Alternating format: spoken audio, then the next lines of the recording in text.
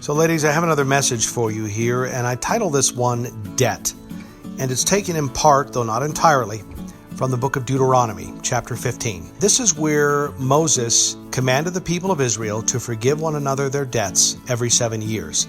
And what this really amounted to, more or less in a practical way, was that if people owed you money and they could not pay you at the end of the 7 years, even to your own detriment, you would be required to forgive them their debt. And I think that this was God's way, more or less, of instilling upon the Israelites in their culture, in a very deep way, the understanding of debt forgiveness, the understanding of grace, the understanding of having a forgiving attitude towards one another. And of course, that would ultimately culminate in the sacrifice of Christ himself some 1,500 to 2,000 years later. And the reason why I say all of this to you is because I think in the very near future, we're going to be faced with a situation in this country economically that will make our understanding of forgiveness paramount in our lives if we are going to be able to survive. And what I mean by that is that very shortly we are most likely going to go through a depression. Not so much an economic downturn or a recession, but a full-blown depression.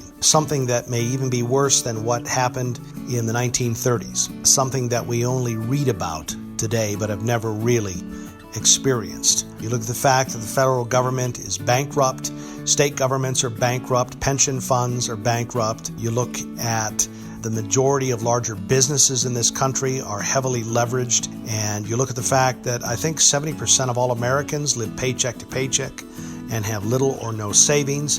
And you couple this now really with the linchpin or the catalyst that I think will blow this debt bubble up, which is the coronavirus, and that as of the speaking of this devotion, the writing of it at least, we're in the early stages of the spread of this virus in this country. And so both the federal government and state governments countrywide have issued executive orders effectively shutting down hundreds of thousands, if eventually not millions of businesses, in order to control the spread of this virus, which will ultimately lead to the loss, literally, of trillions of dollars of revenue. And because of the bankruptcy of the federal government, of state governments, of businesses and individuals, we're not going to really be able to make up any of that money. And therefore, we're most likely going to head in the very near future now into a depression, the likes of which we have never experienced. And because of that, there's going to be, I think, a lot of anger towards the government,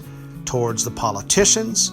There's going to be anger towards the businesses that let us go. There's going to be anger, I think, towards churches. There's going to be anger towards maybe even family members. And because of that, we're going to have to understand debt forgiveness, not just in an intellectual way, but in the way that God intended for the Israelites to understand it. That is in a heartfelt way, in the way that Christ would have us know it. And that is that true forgiveness is not something that we do in and of ourselves. It's something that is done in and through Christ.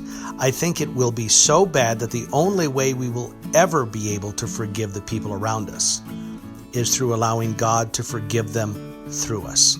And that is often a very brutal process. But it's a process, I think, that we're going to be forced to learn in the very near future. You know, it occurs to me that when you do forgive somebody, it exposes a little known truth, which is that in order to truly forgive, you have to truly depend on God. And when you truly depend on God, whether you recognize it or not, what you're really doing is trusting your life to Him. You're saying, Lord, you be my protection.